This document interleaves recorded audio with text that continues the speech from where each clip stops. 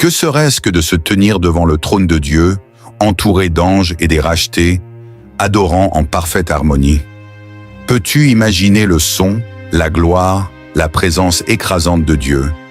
L'adoration au ciel dépasse tout ce que nous avons jamais vu sur terre, et la Bible nous donne un aperçu de cette réalité à couper le souffle. Dans l'étude biblique d'aujourd'hui, nous allons explorer à quoi ressemble l'adoration céleste, qui y participe et pourquoi cela nous concerne aujourd'hui. Si tu t'es déjà demandé à quoi ressemblera l'adoration dans l'éternité, reste avec moi jusqu'à la fin. Tu ne voudras pas manquer cela. L'adoration au ciel est centrée sur le trône de Dieu. La Bible nous donne un aperçu puissant de cette réalité dans le livre de l'Apocalypse. Ce que Jean a vu n'était pas juste une vision, c'était une révélation de la manière dont l'adoration se déroule véritablement au ciel, et tout commence au centre même, le trône de Dieu. Jean, le disciple de Jésus, fut transporté en esprit et vit une scène au-delà de toute compréhension humaine. Dans Apocalypse 4, 2, 3, il décrit « Aussitôt je fus ravi en esprit, et voici, il y avait un trône dans le ciel, et sur ce trône quelqu'un était assis. Celui qui était assis avait l'aspect d'une pierre de jaspe et de sardoine, et le trône était environné d'un arc-en-ciel semblable à de l'émeraude. Ce n'est pas juste une chaise, c'est le siège du pouvoir absolu, de l'autorité inébranlable et de la majesté divine. Tout au ciel tourne autour de ce trône. Tout acte d'adoration commence et se termine ici. Mais Jean vit encore plus. Autour de ce trône se trouvaient 24 anciens, vêtus de blanc, portant des couronnes d'or. Ils ne se tenaient pas debout, ils s'inclinaient.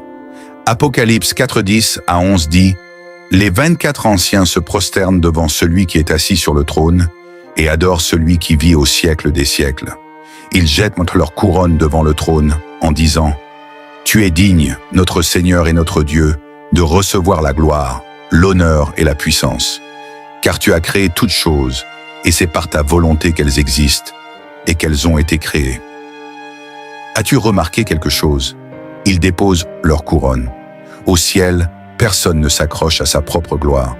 Même ceux honorés par Dieu enlèvent leur couronne et se soumettent devant lui, car au ciel, l'adoration ne concerne pas nous, il concerne Dieu. Puis Jean vit 4 êtres vivants, différents de tout ce qui existe sur terre. L'un ressemblait à un lion, un autre à un bœuf, un autre à un homme, et le 4e à un aigle. Ils avaient 6 ailes et étaient couverts d'yeux, voyant tout. Et pourtant, ils n'arrêtaient jamais d'adorer. Partager l'évangile n'est pas facultatif. C'est un commandement dans la Bible. YouTube peut être un outil puissant, car tu peux partager l'évangile avec les nations à travers de simples vidéos, comme celle que tu regardes en ce moment. Dans Apocalypse 4:8, il s'écrit « Saint, Saint, Saint est le Seigneur Dieu Tout-Puissant, qui était, qui est et qui vient. » Pas une fois, pas 2 fois. Pour toujours, il ne se lasse jamais, il ne s'arrête jamais. Car quand tu vois vraiment la gloire de Dieu, tu ne peux pas t'empêcher d'adorer. C'est là que beaucoup se trompent. L'adoration, ce n'est pas juste chanter des chants, ce n'est pas juste lever les mains. L'adoration au ciel, c'est un abandon total. C'est reconnaître que devant ce trône, nous ne sommes rien et il est tout.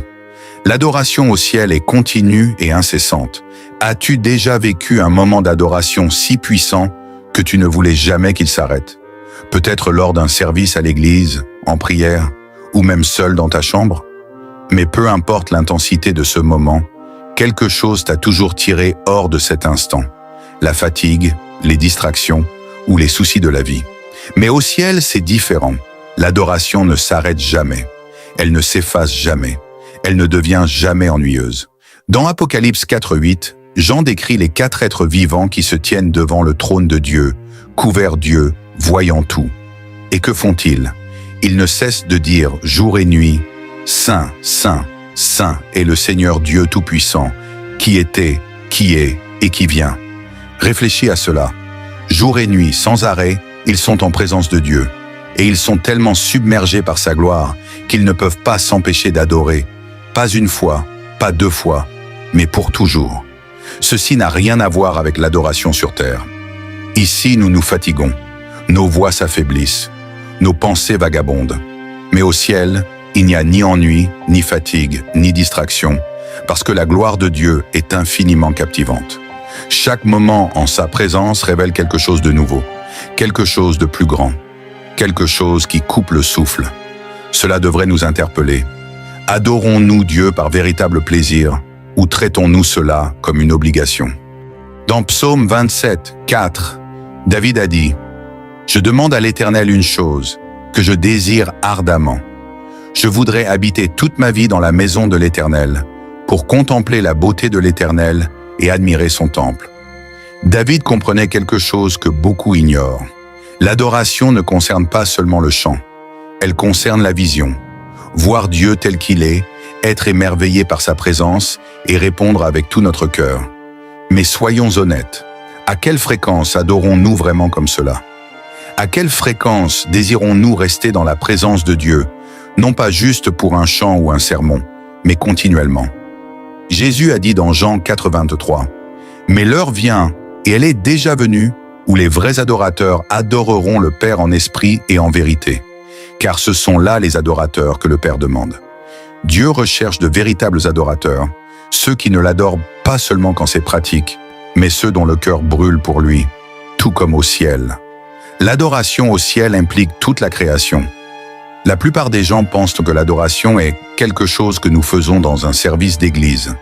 Mais au ciel, l'adoration est bien plus grande que nous pouvons l'imaginer. Ce n'est pas juste les humains, ce n'est pas juste les anges, c'est toute la création. Jean eut une vision de cela dans Apocalypse 5:11 à 13. « Je regardai, et j'entendis la voix de nombreux anges, des milliers et des millions. Ils entouraient le trône, les êtres vivants et les anciens. Ils disaient d'une voix forte, « L'agneau qui a été immolé est digne de recevoir puissance, richesse, sagesse, force, honneur, gloire et louange. » Puis j'entendis toute créature dans le ciel, sur la terre, sous la terre et sur la mer, et tout ce qui s'y trouve dire, « À celui qui est assis sur le trône et à l'agneau soit la louange, l'honneur, la gloire et la puissance au siècle des siècles. » Et pouvez-vous imaginer cela? Pas seulement les anges, pas seulement les saints, mais chaque être vivant, chaque créature, chaque partie de la création déclare la gloire de Dieu. C'est là que beaucoup de gens comprennent mal l'adoration. Ce n'est pas seulement une expérience personnelle, c'est toute la création qui reflète la gloire de Dieu. Psaume 148, 1 à 3 dit « louez l'Éternel du haut des cieux, louez-le dans les lieux élevés, louez-le, vous tous ses anges, louez-le, vous toutes ses armées célestes, louez-le, soleil et lune, louez-le, vous toutes étoiles brillantes. » Même les étoiles adorent Dieu, les montagnes, les océans, les animaux, tous déclarent sa grandeur. Jésus lui-même a dit dans Luc 19:40, « Je vous le dis, répondit-il, si eux se taisent, les pierres crieront. » Cela signifie que l'adoration n'est pas facultative. Elle est tissée dans la structure même de la création. Si les hommes refusent d'adorer, la création elle-même prendra leur place. Ensuite, les chants du ciel ont une signification profonde. Au ciel, l'adoration n'est pas seulement une question de musique, c'est une question de vérité. Chaque chant porte une signification profonde, déclarant la grandeur de Dieu, sa puissance et son amour pour nous.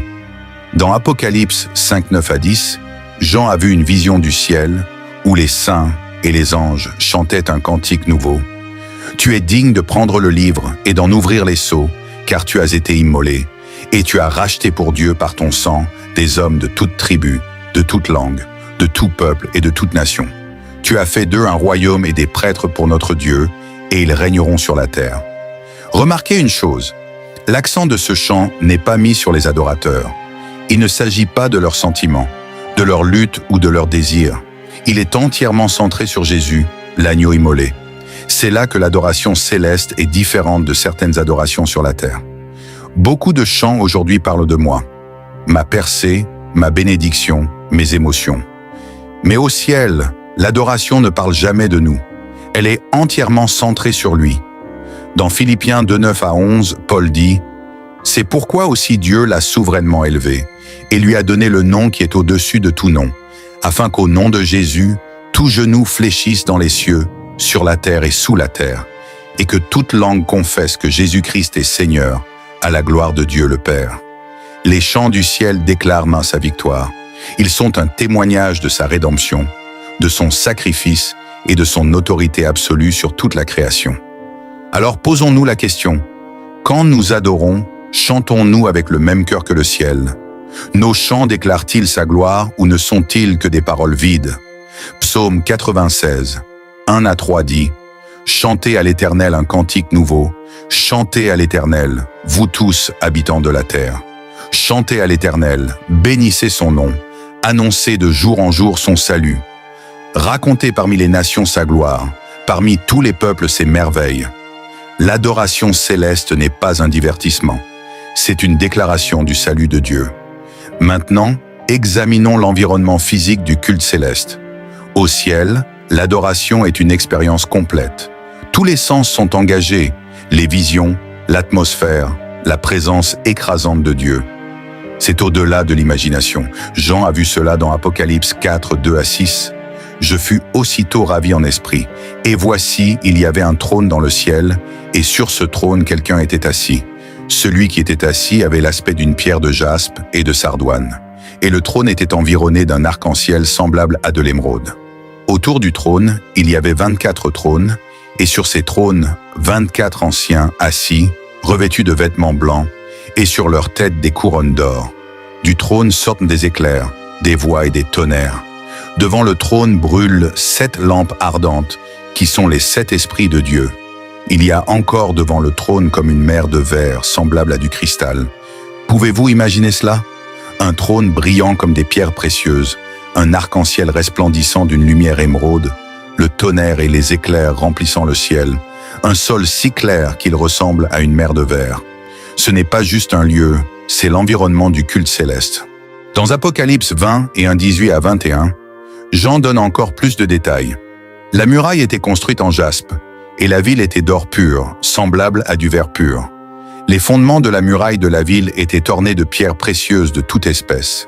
Le premier fondement était de jaspe, le deuxième de saphir, le troisième de chalcédoine, le quatrième d'émeraude, le cinquième de sardoine, le sixième de sardoine, le septième de chrysolite, le huitième de béryl, le neuvième de topaze, le 10e de chrysoprase, le 11e d'hyacinthe, le 12e d'améthyste. Les 12 portes étaient 12 perles. Chaque porte était d'une seule perle. La grande rue de la ville était d'or pur, comme du verre transparent. De l'or si pur qu'il ressemble à du verre. Des murs décorés de toutes les pierres précieuses imaginables.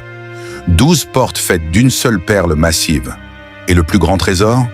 Il n'y a ni soleil ni lune, car Dieu lui-même est la lumière. Apocalypse 20 et 1:23 dit « La ville n'a besoin ni du soleil ni de la lune pour l'éclairer, car la gloire de Dieu l'éclaire, et l'agneau est son flambeau. » Imaginez-vous en train d'adorer dans ce lieu, entouré par l'éclat de la gloire de Dieu, une lumière jaillissant de sa propre présence, des couleurs au-delà de tout ce que nous avons jamais vu, une atmosphère si sainte, si écrasante, qu'aucun mot ne peut la décrire. Voilà ce qui nous attend, pas seulement des chants, pas seulement des voix, mais une rencontre avec la majesté de Dieu dans un lieu trop beau pour être décrit. Savez-vous que le culte au ciel nous montre à quoi notre culte devrait ressembler maintenant? Vous êtes-vous déjà demandé si notre manière d'adorer aujourd'hui nous prépare vraiment pour le ciel? Si le culte céleste est si puissant, si absorbant, notre adoration sur terre ne devrait-elle pas être différente? Jésus nous a donné la réponse dans Jean 4, 23 à 24. Mais l'heure vient, et elle est déjà venue, où les vrais adorateurs adoreront le Père en esprit et en vérité. Car ce sont là les adorateurs que le Père demande. Dieu est esprit, et il faut que ceux qui l'adorent en esprit et en vérité. L'adoration au ciel n'est pas banale. Ce n'est pas juste chanter machinalement. Ce n'est pas juste un autre chant un dimanche matin. C'est une adoration remplie de l'esprit, centrée sur la vérité et profondément personnelle. Dans Apocalypse 4:8, les 4 êtres vivants adorent sans cesse en criant « Saint, Saint, Saint est le Seigneur Dieu, le Tout-Puissant, qui était, qui est et qui vient. » Ce n'est pas forcé, c'est une adoration qui jaillit naturellement de la révélation de qui est Dieu. Alors voici la vraie question. Quand nous adorons, est-ce que nous nous contentons d'aller à travers les gestes habituels Où est-ce que nous rencontrons réellement Dieu? Si l'adoration au ciel est incessante, passionnée et centrée sur Dieu, la nôtre devrait-elle être différente? Avez-vous déjà imaginé à quoi ressemblera l'adoration céleste?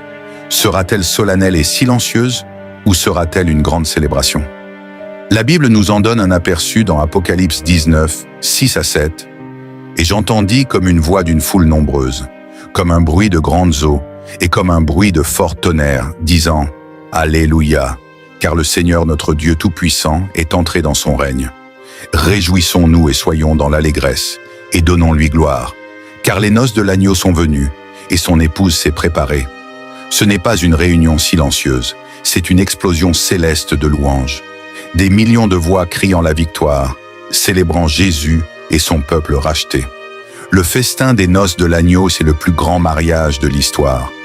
C'est le moment où Christ et son Église sont unis pour toujours. Cela signifie que l'adoration au ciel n'est pas seulement une question de révérence.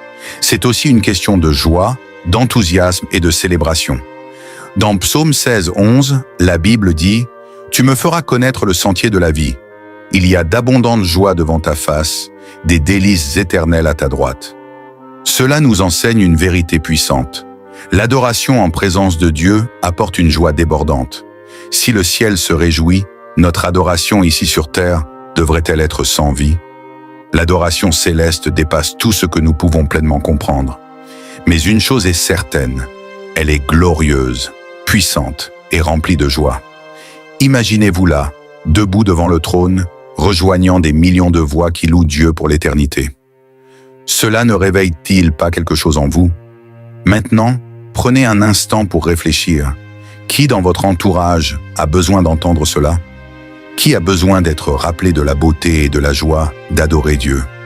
Si cette vidéo vous a béni, ne la gardez pas pour vous. Aimez, partagez et laissez les autres découvrir la vérité sur l'adoration céleste.